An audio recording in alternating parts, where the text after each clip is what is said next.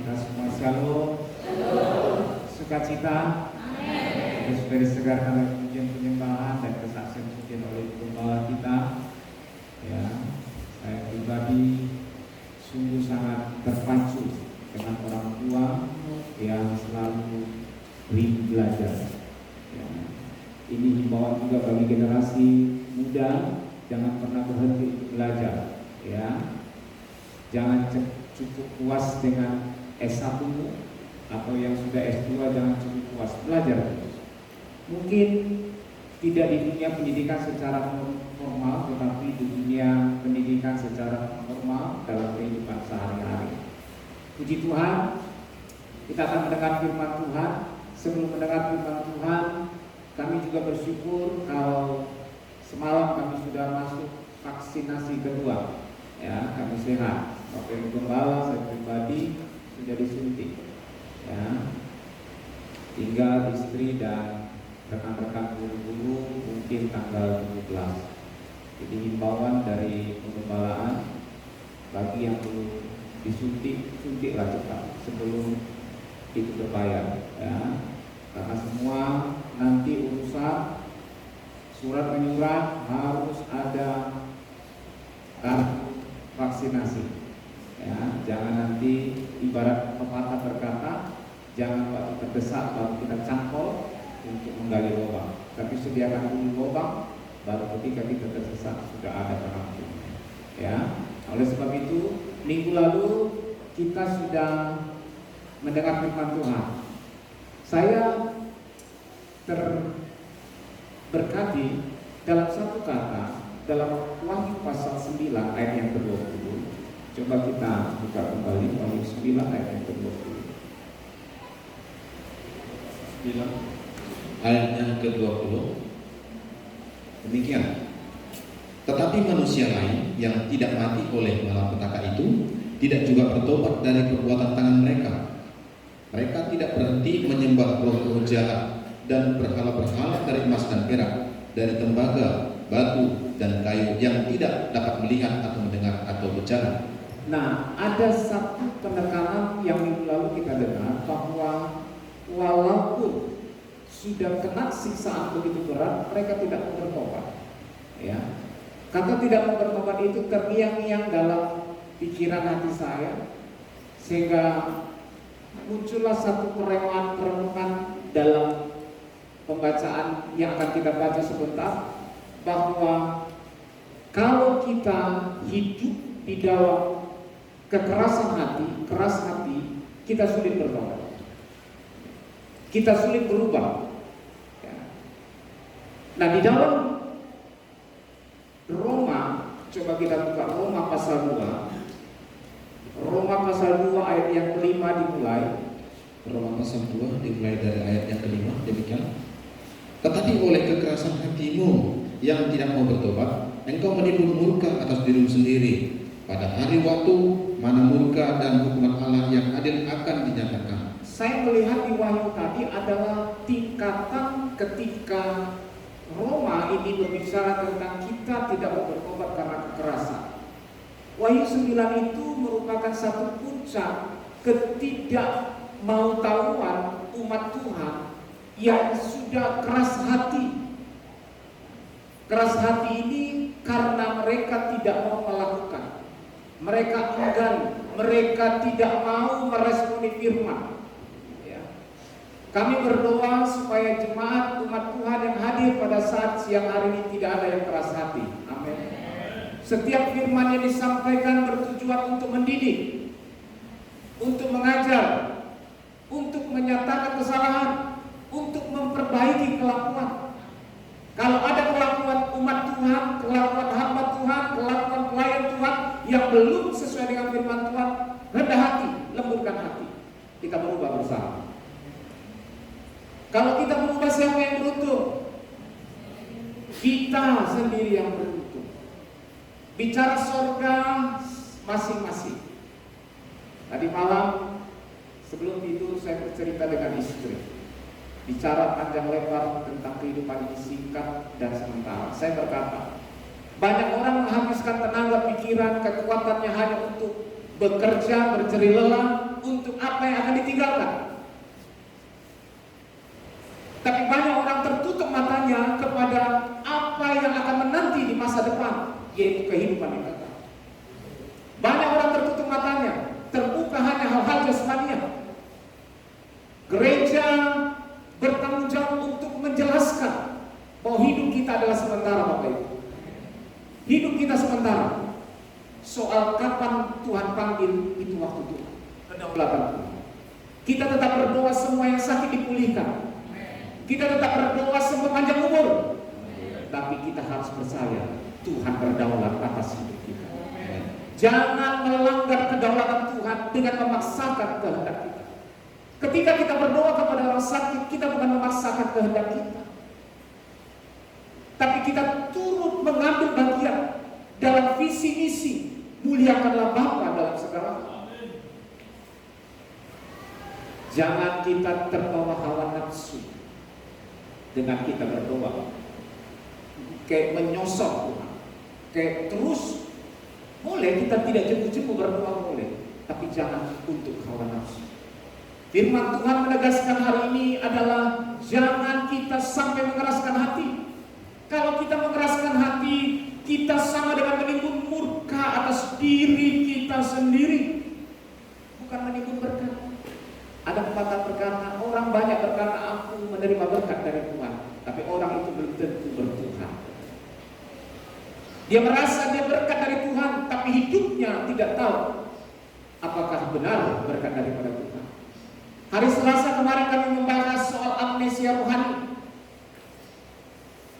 Bagaimana ulangan itu mencatat kalau engkau sudah diberkati, engkau sudah menjadi kaya, engkau sudah panjang usia, jangan engkau melupakan Tuhan Allahmu. Ini amnesia, Bapak Ibu. Memang secara jasmani, secara jiwa kita tidak ada amnesia, tapi rohani banyak orang yang amnesia. Apa bukti kita melupakan Tuhan? Apa bukti kita melupakan Tuhan? Lupa berdoa. Tadi saya sedikit agak di ibadah remaja, ya, ketika saya melihat dari demam waktu berdoa dia intip-intip begini. Saya bilang ini bagaimana anak remaja? Saya tanya, siapa yang mengajarkan doa ngintip-ngintip begini? Nggak ada orang. Terus kalau nggak ada, kenapa ngintip-ngintip? Nah ini butuh keseriusan. Saya pikir di sini nggak ada yang ngintip-ngintip, ya, Bapak Ibu sudah besar. Nah, kalau ngintip-ngintip dilihat, kadang ada juga mungkin ngintip-ngintip takut mungkin ada sesuatu. Tapi jangan. Kalau kita berdoa sungguh-sungguh lah. Beda kalau misalnya seperti Ibu Gembala kemarin bersaksi, kalau berdoa untuk orang gila, nah jangan tutup mata. Nah itu ada hikmatnya. Ya, berdoa tutup mata, nanti kita ditampol pakai batu bata nanti kan, pukulnya. Tiba-tiba terus haleluya. Nah, ada hikmatnya. Tapi kalau kita berdoa diberi tutuplah mata, mendengar firman bukalah mata. Kan? Jangan terbalik, mendengar firman tutup mata, berdoa buka mata. Nah kita berarti perlu ajarannya lebih dalam lagi kalau kita begitu. Saya yakin percaya semua terbuka matanya. Bukan mata jasmani tapi mata hatinya harus terbuka untuk menerima firman Tuhan yang mendidik kita. Jangan kita menimbun murka, Bapak Ibu Saudara. Amin. Sadarlah gereja Tuhan, kalau kita tidak mau bertobat itu sama kita menimbun murka, bukan menimbun berkat. Kita berdoa, Tuhan berkatilah kami, berkatilah rumah tangga, berkatilah buah nikahku, berkatilah semua usaha. Tapi hidup kita seringkali tidak menyukakan hati Tuhan. Hidup kita mendukakan hati Tuhan, menimpa murka di atas diri sendiri. Padahal hari waktu murka dan hukuman Allah yang ada dinyatakan. Terus ayat 6, Ia akan membalas setiap orang menurut perbuatannya, ya, yaitu hidup kekal kepada mereka yang dengan tekun berbuat baik, mencari kemuliaan, kehormatan dan ketidakbinasaan. Terus, Tetapi murka dan geram kepada mereka yang mencari kepentingan sendiri, yang tidak taat kepada kebenaran, melainkan taat kepada kelaliman. nah orang akan dibalas menurut perbuatan kita masing-masing. Ada yang berbuat jahat, ada yang berbuat baik. Berbuat baik mendapatkan kemuliaan, kehormatan dan ketidakbinasaan. Itu sama dengan menghargai, itu sama dengan taat kepada firman. Ya. Tapi orang yang jahat itu disamakan dengan orang yang tidak taat. Betul? Ayat yang ke-8 berkata, tetapi murka dan geram kepada mereka yang mencari kepentingan sendiri, yang tidak taat kepada kebenaran, melainkan taat kepada kezaliman. Kita hamba orang merdeka atau hamba kebenaran atau hamba dosa? Hamba kebenaran atau hamba dosa? Kalau kita hamba kebenaran, lakukanlah kebenaran. Kebenaran berbicara tentang segala perintah Tuhan, titah Tuhan. Kalau kita melakukan yang baik berarti kita taat. Saya mau koreksi sedikit Bapak Ibu.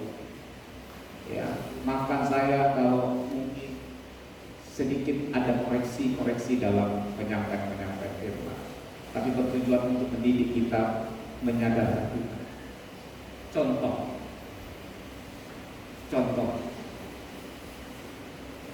Mimbar selalu memberitahukan tentang ibadah.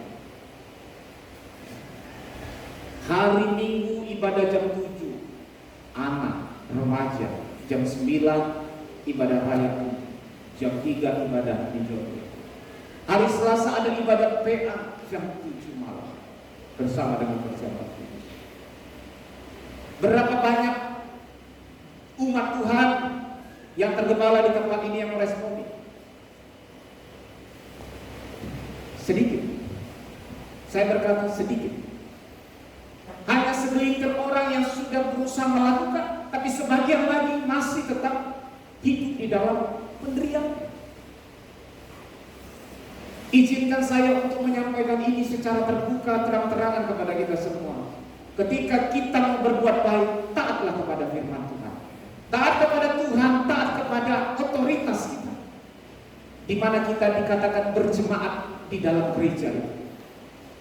Himbauan dari penggembala, mari bersama kita. Tekunilah setiap ibadah yang ada. Cintailah Tuhan daripada segalanya.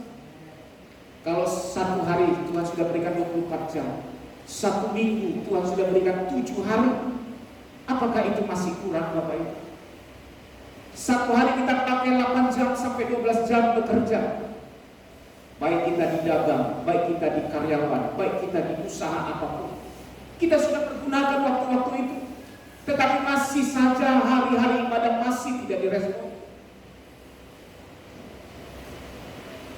Jujurlah pada diri sendiri, apakah kita pribadi yang taat atau tidak? Amin. Belajar, kami belajar untuk datang dalam setiap ibadah itu memang harus penuh dengan perjuangan. Saya lihat ada banyak perubahan-perubahan sebagian orang, perubahan-perubahan, tapi yang belum berubah masih tetap belum berubah. Marilah tingkatkanlah pengiringan kita, tingkatkanlah pelayanan kita. Tuhan menanti bagi kita semua. Tuhan tidak menginginkan kita dimurkai Tuhan. Tuhan inginkan kita semua selamat. Tuhan inginkan kita semua tidak ada binasa. Tapi kadang-kadang kita sendiri yang memilih jalan kita binasa. Kita salahkan orang lain, kita salahkan tetangga, kita salahkan Tuhan. Kapan kita salahkan diri sendiri? Karena aku yang kurang taat. Begitu dong. Kalau kita tahu kita kurang taat, mari belajar menjadi pribadi yang taat. Hadirlah dalam setiap ibadah yang ada. Jangan keraskan hatimu. Lembutkanlah hatimu. Kalau engkau melembutkan hati yang diberkati, kita sendiri, bukan orang lain.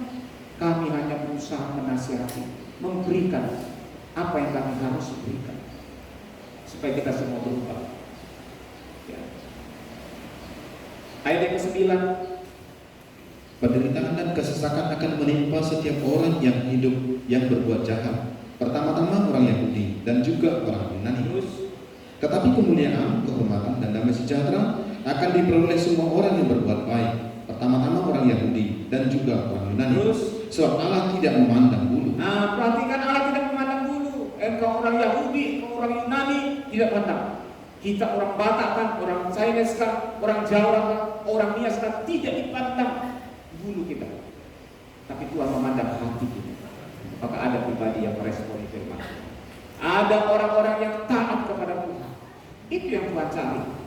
Terus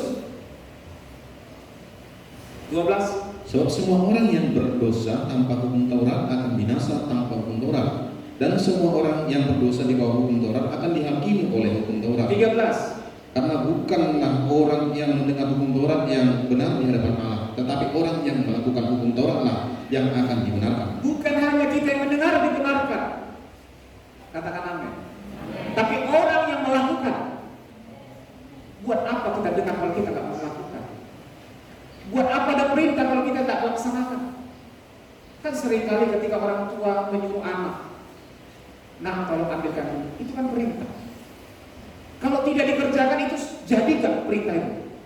Tidak jadi. Sama perihal firman Tuhan, disampaikan banyak kepada kita, tapi kalau kita tidak melakukan, nol. Bagaimana kita meminta mujizat Tuhan kalau kita taat saja kepada Tuhan? Tidak mau. Tokoh-tokoh Alkitab sebelum meraih mujizat mereka taat kepada Tuhan, baru mereka menerima hasilnya. Kita bernyanyi tadi, mujizat hadir di setiap langkah kita. Tapi langkah kita menuju kelaliman, bukan menuju kebenaran. Bagaimana kita minta mujizat Tuhan? Kadang-kadang kita salah berdoa. Kita memuaskan hawa nafsu kita dalam doa. Tapi ada juga mungkin berdoa, ketika dia berdoa dia beriman, tetapi ketika buka mata imannya hilang. Kenapa? Karena dia melihat masih apa yang didoakan itu masih ada di depan mata. Orang yang melakukanlah yang akan dibenarkan, bukan hanya orang yang benar. Sudah banyak kita dengar Bapak Ibu tentang firman Tuhan, betul? Sudah banyak, apalagi kaum bapak, kaum ibu, orang-orang tua yang sudah opung, sudah banyak sekali didengar. Yang sudah rambut putih, sudah banyak didengar firman Tuhan. Tapi apakah kita menjadi pelaku-pelaku firman? Tanyalah pada diri kita masing-masing, hei jiwaku, apakah engkau sudah menjadi penurut Tuhan? Apakah engkau masih terus membangkang, menanduk kepada firman Tuhan, bukan tunduk? Tapi sering kali kita membukakan hati Tuhan. Terus ayat 14. Apabila bangsa-bangsa lain yang tidak memiliki hukum Taurat oleh dorongan diri sendiri melakukan apa yang dituntut oleh hukum Taurat, maka walaupun mereka tidak memiliki hukum Taurat, mereka menjadi hukum Taurat bagi diri mereka sendiri. 15. Sebab dengan itu mereka menunjukkan bahwa isi hukum Taurat ada tertulis dalam hati mereka, dan suara hati mereka turut bersaksi, dan pikiran mereka saling menuduh atau saling membela. 16. Hal itu akan nampak pada hari bila mana Allah sesuai dengan Injil yang kuberitakan akan menghakimi segala sesuatu yang tersembunyi dalam hati manusia oleh Kristus Yesus. Pada akhirnya semua kita akan terbuka. Tidak ada yang tersembunyi apa yang dalam hati kita, tidak ada yang tertutup Bapak Ibu. Kita simpan yang kotor, Tuhan nampak. Pada hari penghakiman kita semua dihakimi menurut perbuatan, menurut apa yang ada dalam hati kita. Kalau hati kita bersih, kita akan menerima kemuliaan, kehormatan, tidak binasa, artinya hidup yang kekal. Tapi kalau kita tetap hidup di dalam kelaliman, kekejian itu terus, kegeraman Tuhan, murka Allah akan ditimpakan kepada kita. Saya bertanya, kemarin di hari Rabu saya buka Zoom meeting untuk anak-anak remaja.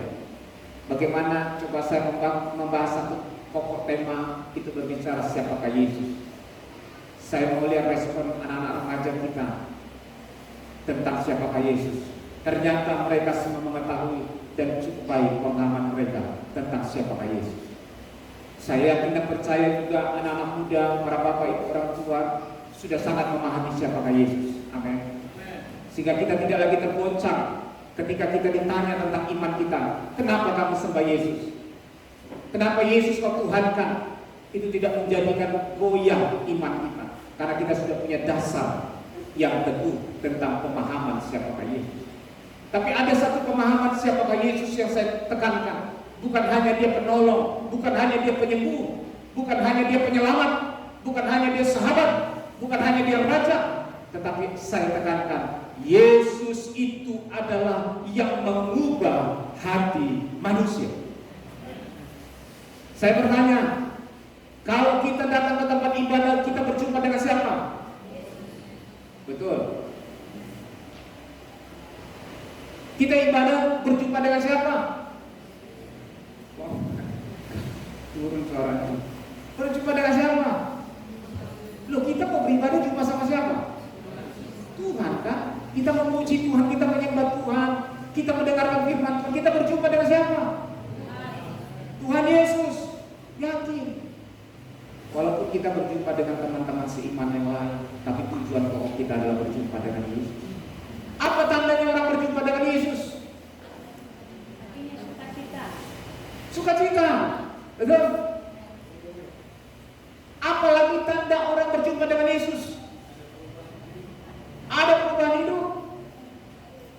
Nah, saya tanya, kalau kita datang ibadah setiap minggu, ini rajin memang setiap minggu saya lihat sudah rajin. Kita berjumpa Yesus toh? Tapi kenapa tak berubah? Dari mana tak berubahnya? Dari PA tidak datang-datang, itu tidak berubah. Nah, itu dia. Ini hanya contoh kecil Bapak Ibu. Kalau contoh di rumah kami nggak tahu. Tapi contoh yang terlihat yang kami sampaikan ini. Kalau kita katakan kita berjumpa Yesus, kalau ditegur, bertobatlah. Ada 3 tokoh kalau sempat kita bahas hari ini. Orang yang berjumpa Yesus ditandai dengan perubahan, ditandai dengan sukacita. Hari Kamis kemarin di kelompok Korintus, Ibu Kepala menyampaikan tentang tokoh Zakheus. Ya. Zakheus orangnya pendek apa tinggi? Pendek. Bagus, 100. Waktu dia jumpai Yesus, dia mau cari Yesus, dia berada di bawah atau berada di atas pohon? Mantap, lulus mau sekolah ini. Di atas pohon. Waktu dia ke atas pohon, dia naik tangga atau manjat? Mana lebih enak, naik tangga atau manjat? Hah? Naik tangga lah, kan tangga gampang. Manjat itu susah loh Bapak Ibu. Saya mengatakan orang yang mengalami perubahan itu adalah orang yang bukan standar-standar mengiringi Tuhan. Ada kerinduan yang dalam dari hati. Walaupun dia pendek, ini bukan menyinggung secara fisik ya. Tapi walaupun kita fisik pendek, kalau kita serius mau jumpa jumpanya. Jumpa. Bukan tinggi, ada orang tinggi di sini, belum tentu jumpa. Belum tentu. Saya bukan menyinggung yang tinggi dan yang pendek secara fisik. Artinya saya menyinggung Zakheus. Banyak orang yang tinggi ketika itu ahli-ahli Taurat, orang Farisi. Dia melihat Yesus tapi tidak menjumpai pribadi Yesus yang sebenarnya. Bersama dengan Yesus siapa? Rekan-rekan ahli-ahli Taurat, orang Farisi. Tapi ada satu orang berdosa, yaitu Zakheus, kepala pemungut cukai. Bukan hanya sekedar pemungut cukai, dia kepalanya, kepala premannya istilahnya, tukang pajak itu. Kalau di sini mungkin tidak ada dulu. Dulu kan sering gitu ya, ada pajak 5.000, 1.000. Uang keamanan itu. Tapi orang berdosa ini dia memandang Yesus beda dengan orang yang biasa ketemu Yesus. Tidak ada pengalaman. Ahli Taurat ketemu Yesus terus di bait Allah, ketemu tiap hari. Tiap hari ketemu. Kenapa? Karena firman Tuhan mencatat Yesus mengajar di bait Allah tiap hari. Bukan tidak bertemu. Tapi yang terjadi apa? Orang Farisi, ahli Taurat bersungguh-sungguh, bukan bersuka cita lihat Yesus. Tapi ketika orang berdosa datang, dia melihat Yesus, dia berjumpa dengan Yesus, dia mengalami sukacita.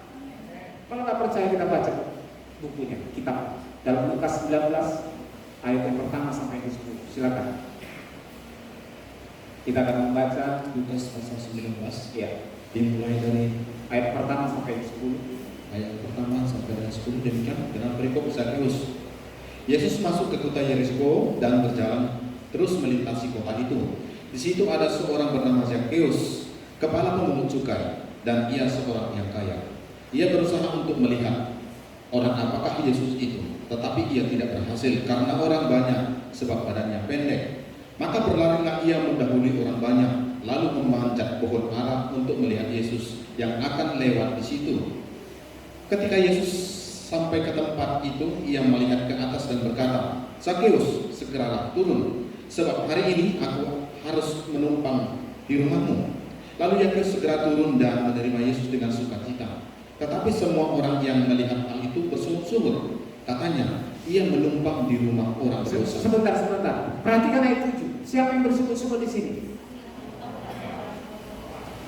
Orang-orang yang berjumpa dengan Yesus, orang-orang yang sering bersama dengan Yesus, orang-orang yang memahami kitab-kitab Taurat, dia bersungut-sungut. Kadang ini terjadi di kalangan kekristenan kita. Kita datang ke gereja bukan ada sukacita tapi persungutan. Kita bukan menghadirkan kerajaan Allah, tetapi kita menghadirkan lawannya. Kalau kerajaan itu terlalu kasar kita. Tapi itulah. Seringkali kita datang tapi tidak dapat kerajaan Allah, tidak dapat hadiran Allah. Kenapa? Karena kita tidak ditandai dengan pertobatan. Ini orang berdosa, Zakheus ini pendek dia sangat berdosa. Tapi ketika dia tahu Yesus ada, dia berusaha dengan maksimal. Dia mengajak.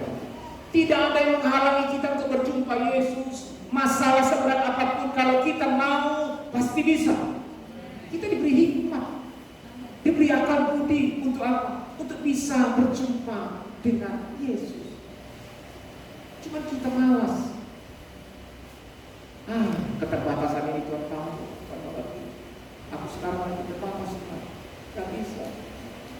Sakit badanku, encok pinggangku, gak bisa. Tapi kalau kita berusaha, kita bekerja, kita mati-matian. Makanya saya bilang tadi malam sama istri, orang terjebak kepada ini Bapak Ibu. Terjebak kita.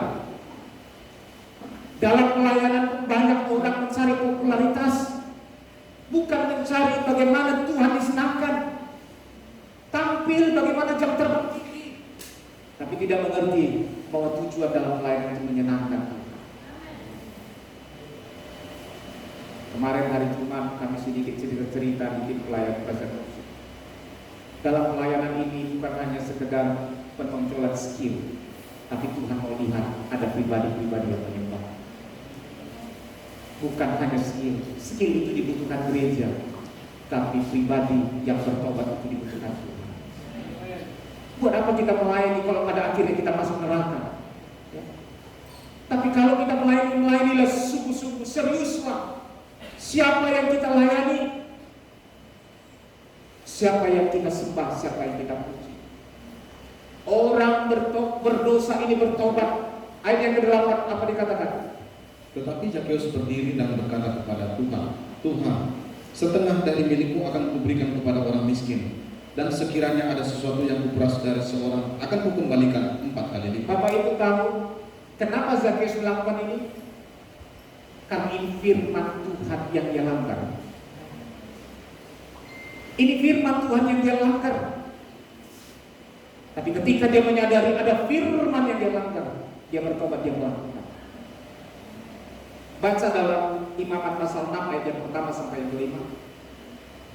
Imamat pasal 6 ayat pertama sampai yang kelima. Imamat pasal 6 ayat pertama sampai ke 5. Demikian Tuhan berfirman kepada Musa, apabila seorang berbuat dosa dan berbuat setia terhadap Tuhan dan memungkiri terhadap sesamanya barang yang dipercayakan kepadanya, atau barang yang diserahkan kepadanya, atau barang yang dirampasnya, atau apabila ia telah melakukan pemerasan atas sesamanya. Sebentar, apabila seorang berbuat dosa dan berubah setia terhadap Tuhan dan memungkiri terhadap sesamanya, apa? Barang yang dipercayakan kepadanya. Ini seperti peminjaman. Jika kita dipinjamkan, mau barang, mau uang, mau apapun itu, jangan kita tidak kembalikan. Itu dosa. Firman ya. Amin. Kalau yang lalu saya sudah bahas bagaimana orang yang memberi hutang. Sekarang saya bahas orang yang berhutang. Ya, supaya seimbang. Atau barang yang diserahkan kepadanya, atau barang yang dirampas, apalagi merampas, itu jelas kita tahu salah. Betul? Kalau bukan milik kita, jangan kita ambil. Amin.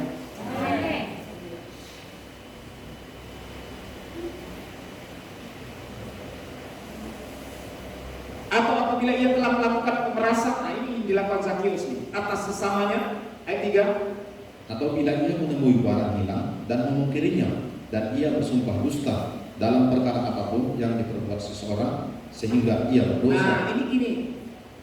Dia menemui barang hilang. Contoh, uang kececer di lingkungan gereja ini 100.000, 200.000, 300.000. Kalau 5.000 kan jarang dicari orang. Kalau 100.000 kan pasti cecer, dia mau persembahan dia ambil yang kecil, yang besar jatuh.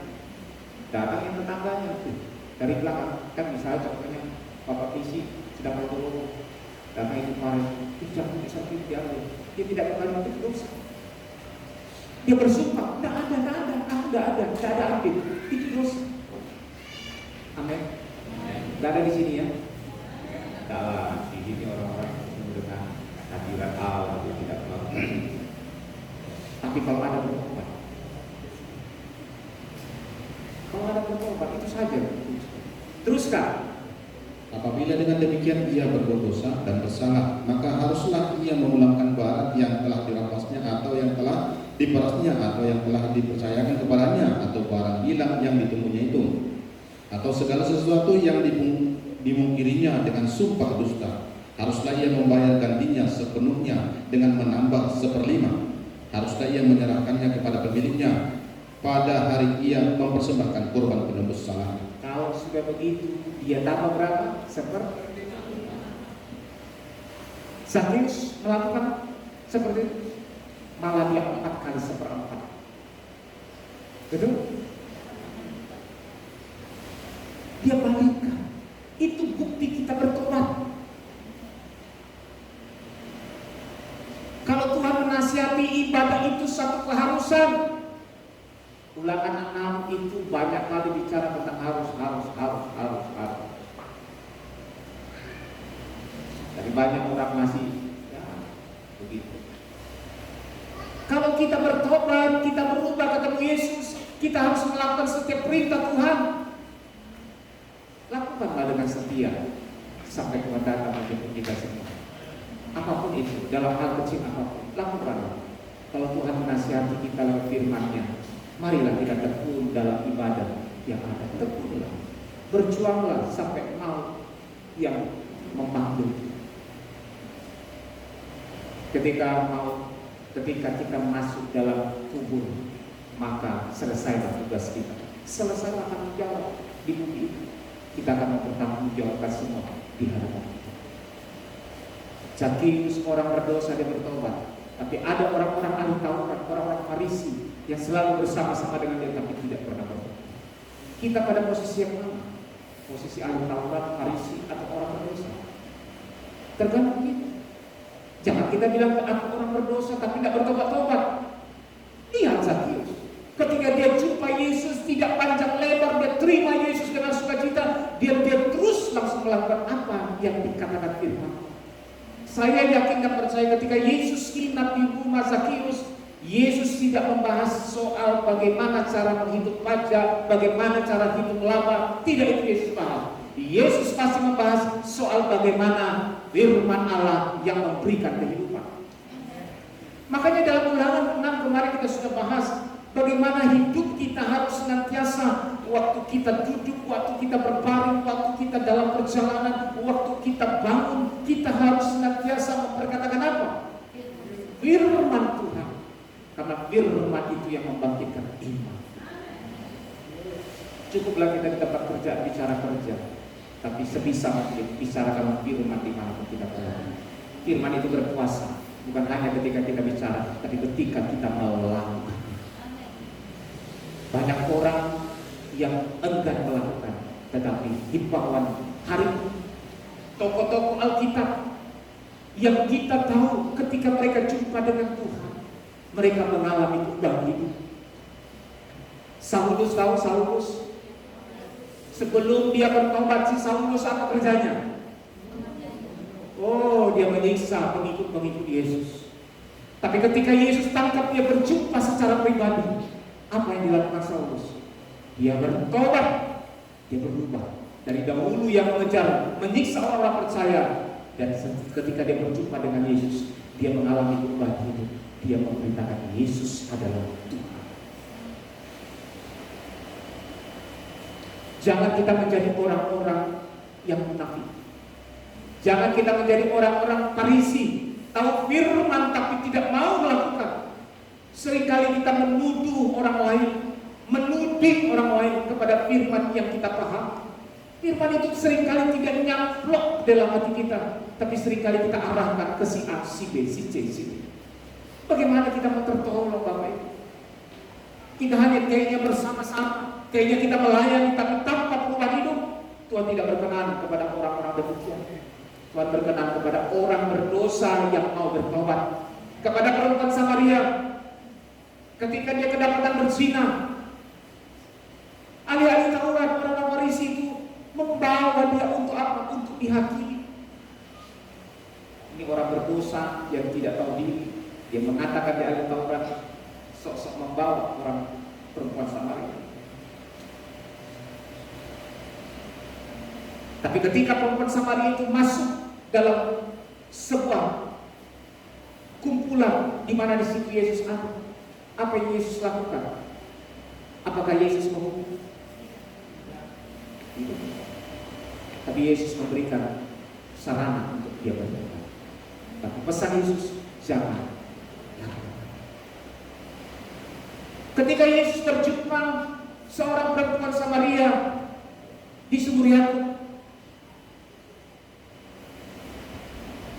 bagaimana sikap perempuan ini? Bagaimana karakternya sebelumnya? Dia punya suami berapa? Nah, kalau dia, kan Yesus ganteng, ya kan? Mungkin kalau dia Yesus bisa manusia biasa, mungkin dia sudah dijadikan yang tertentu. Kan sekarang banyak itu orang berkata Yesus itu menikah katanya dengan Maria Magdalena katanya. Ini kacau nih. Dari mana jalan ceritanya? Itulah orang-orang yang sengaja menjelek-jelekkan, memutarbalikkan fakta. Ketika perempuan Samaria ini berjumpa di sumur Yakub, dia menimba. Yesus berkata kepada perempuan Samaria itu, beri aku minum. Dan dia berkata, pantaskah seorang bergaul dengan orang Samaria, meminta minum dari orang berdosa? Karena memang tidak boleh demikian. Orang Yahudi tidak boleh bergaul dengan orang Samaria karena orang Samaria itu orang berdosa. Kelompok berdosa disingkirkan, diasingkan, dinajiskan dari perkumpulan. Tapi Yesus tidaklah demikian. Banyak kita merasa diri kita benar mengasingkan orang berdosa. Saya bilang kepada semua kita, latar belakang pun apa dosa kita Tuhan terima sekarang. Tidak usah takut, tidak usah malu, tapi jangan kita bertahan dalam dosa itu saja. Saya kemarin bercerita dengan salah seorang anak muda. Kenapa kamu sudah lama tidak berjumpa, tidak bertemu? Itulah Allah katanya. Saya sudah hancur. Kenapa hancur? Aku masih ganteng Pak. Ya. Hancur lagi. Aku masuk dalam begini. Dia kasih tahu. Oh, haleluya, kalau kau jujur, no problem. Tapi ketika kau jujur, buka hatimu, minta aku bertobat. Kembali, jangan tinggal di dalam dosa. Tuhan tidak pandang yang lama. Tuhan lupakan, Tuhan hapuskan semua kesalahan kita. Tuhan melihat bagaimana perjalanan kita ke depan sampai akhir. Tuhan lihat akhir hidup kita. Tapi saya tidak melihat orang ini. Bertobat. Perubahan hidup itu yang diinginkan Tuhan. Kami seluruh pelayan Tuhan belajar untuk tetap berubah dan berubah. Walaupun mungkin masih banyak hal-hal kesalahan dalam perkataan, dalam sikap, tapi kami mau berubah, Bapak Ibu. Pelayan-pelayan Tuhan mau berubah, Bapak Ibu. Bagaimana kita umat Tuhan, jemaat Tuhan, apakah kita mau berubah? Wah, ini kayak Balang Kudus ini. Berubah bukan menjadi satria putih hitam. bukan menjadi satria bajang putih, tapi berubahlah menjadi sukacita ketika bertemu dengan Tuhan. Apakah ada sukacita ketika kita datang ke rumah Tuhan? Betul. Saya melihat Selasa, kalau sukacita ke rumah Tuhan, Selasa pun pasti hadir kita. Yang menunggu berarti dia hilang.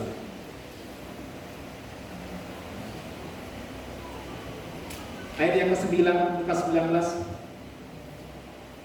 Kata Yesus kepadanya, hari ini telah terjadi keselamatan pada rumah ini, karena orang ini pun anak Abraham. Terus, Sebab anak manusia datang untuk mencari dan menyelamatkan yang hilang. kalau kita bagaikan anak yang hilang, orang berdosa, apapun itu, notabene kita bagaikan perempuan berdosa yang sudah hilang identitas dirinya. Dia tidak ada nama, perempuan berdosa katanya. Andaikan pun kita kehilangan identitas karena dosa kita, Tuhan hari ini mencari setiap kita yang mau datang kepada Tuhan. Berubahlah, bertobatlah. Apapun pergumulan kita, Tuhan pasti buka jalan. Tuhan pasti buka jalan. Masa depan bukan ditentukan oleh masa lalu, tapi masa depan ditentukan oleh Yesus yang adalah kepala kita. Kalau setan sudah merusak masa lalu kita, jangan biarkan dia merusak masa depan. Serahkan masa depan kepada Tuhan yang menjamin masa depan kita. Serahkan masa depan anak-anak kita. Serahkan masa depan siapa saja di tangan Tuhan. Kalau hari ini masih banyak pergumulan, aku yakin dan percaya pergumulan itu akan segera Tuhan jawab.